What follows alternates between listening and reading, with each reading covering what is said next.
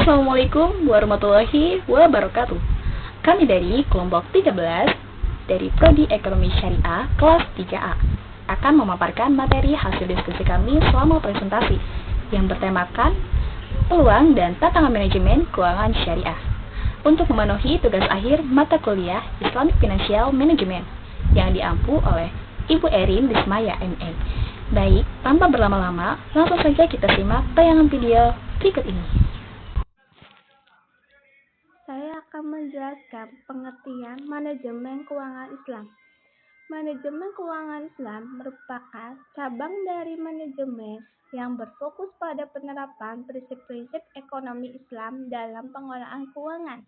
Dalam praktiknya, manajemen keuangan syariah mencakup berbagai aspek mulai dari investasi, pembiayaan, hingga manajemen risiko yang dijalankan sesuai dengan ketentuan hukum syariah Islam. Konsep ini menjadi semakin penting di tengah perkembangan ekonomi global yang dinamis, di mana kebutuhan akan alternatif keuangan sesuai dengan prinsip-prinsip agama semakin meningkat.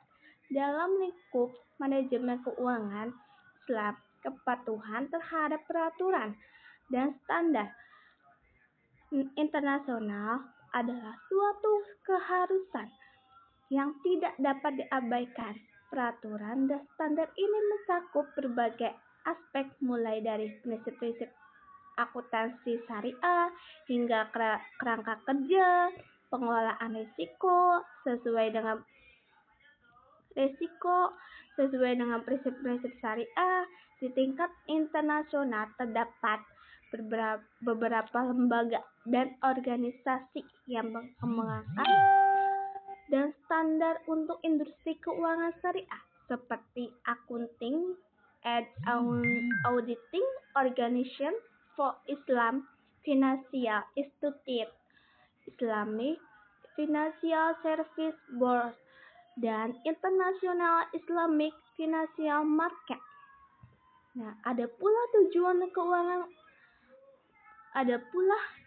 manajemen keuangan Islam adalah untuk memaksimalkan nilai perusahaan untuk perusahaan yang go publik. Ukuran dari nilai perusahaan tersebut adalah harga saham. Nah, harga saham ini mencerminkan harga yang disepakati oleh pasar sebagai bentuk nilai perusahaan. Nah, saham ini yang diperoleh nantinya menjadi dana dari masyarakat umum, dan dana tersebut digunakan untuk memaksimalkan keuntungan perusahaan dan para pemegang saham dengan meminimalkan pembiayaan guna mendapatkan pengambilan keputusan yang maksimum dalam proses keberlangsungan perusahaan. Selanjutnya yaitu fungsi manajemen keuangan Islam. Fungsi manajemen keuangan Islam adalah berkaitan dengan keputusan keuangan yang meliputi 3 fungsi utama, yaitu keputusan investasi, keputusan perdanaan, dan keputusan bagi hasil atau dividen. Masing-masing keputusan harus berorientasi kepada pencapaian tujuan perusahaan. Ya, langsung saja yang pertama yaitu keputusan investasi. Keputusan investasi berhubungan dengan masalah bagaimana manajer keuangan mengalokasikan dana saham bentuk investasi yang akan mendatangkan keuntungan di masa yang akan datang.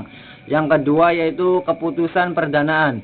Keputusan perdanaan adalah keputusan yang berkaitan dengan bagaimana perusahaan mendapatkan dana atau modal. Yang ketiga yaitu keputusan bagi hasil atau dividen.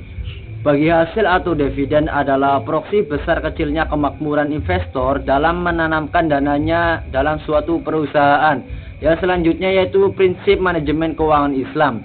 Berdasarkan prinsip tersebut, dalam perencanaan, pengorganisasian, penerapan, dan pengawasan yang berhubungan dengan keuangan secara syariah, yang pertama yaitu setiap upaya-upaya dalam memperoleh harta harus memperhatikan sesuai dengan syariah, seperti jual beli, pertanian, industri, atau jasa-jasa. Yang kedua yaitu objek yang diusahakan bukan sesuatu yang diharamkan. Yang ketiga yaitu harta yang diperoleh digunakan untuk hal-hal yang tidak dilarang atau mubah seperti membeli barang konsumtif, rekreasi, dan sebagainya. Yang keempat yaitu dalam menginvestasikan uang terdapat prinsip-prinsip uang sebagai alat tukar, bukan sebagai komoditas yang diperdagangkan. Dapat dilakukan secara langsung atau melalui lembaga intermediasi seperti bank syariah atau modal syariah. Indonesia memiliki potensi besar untuk pertumbuhan ekonomi Islam. Sebagai negara dengan jumlah penduduk muslim terbesar di dunia, Indonesia juga memiliki pengalaman pembangunan yang panjang dengan adopsi sistem sosialis dan kapitalis yang menjadi keuntungan dalam membangun sistem ekonomi berdasarkan agama dan budaya. Selain itu, industri keuangan syariah juga telah mengalami pertumbuhan yang signifikan dalam beberapa dekade terakhir ini, yang mencerminkan permintaan yang semakin meningkat untuk produk-produk keuangan yang sesuai dengan prinsip-prinsip syariah. Adapun tantangan dalam manajemen keuangan Islam yang meliputi beberapa aspek seperti keterbatasan literasi masyarakat tentang produk keuangan syariah, kurangnya inovasi produk yang kompetitif dibandingkan dengan konvensional, dan regulasi yang belum seragam di berbagai negara. Selain itu, manajemen keuangan juga dihadapkan pada tantangan yang menjaga pada komplain syariah secara ketat, termasuk memastikan bahwa setiap transaksi bebas dari riba, gharar, dan maisir. Di sisi lain, risiko operasional dan reputasi juga menjadi pusat perhatian penting karena pelanggaran prinsip syariah akan dapat menurunkan kepercayaan pada nasabah. Maka diperlukan pembangunan infrastruktur dan teknologi digital untuk memperluas akses serta edukasi pada masyarakat dalam turut andil menjadi tantangan yang harus segera diatasi agar industri keuangan Islam dapat berkembang lebih pesat.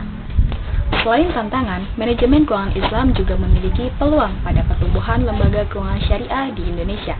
Di antaranya, kita bisa bekerja di bank syariah, bisa bekerja di sektor bisnis pariwisata syariah seperti perhotelan, restoran, dan biro perjalanan wisata. Lalu kita bisa menjadi konsultan bisnis syariah, menjadi analis keuangan atau analis investasi, menjadi pegawai pajak, menjadi perencana dan pengelola bisnis syariah, dan menjadi peneliti manajemen bisnis syariah. Ya, sekian dari kelompok 13. Kurang lebihnya mohon maaf. Billahi taufik wal hidayah wal inayah. Wassalamualaikum warahmatullahi wabarakatuh.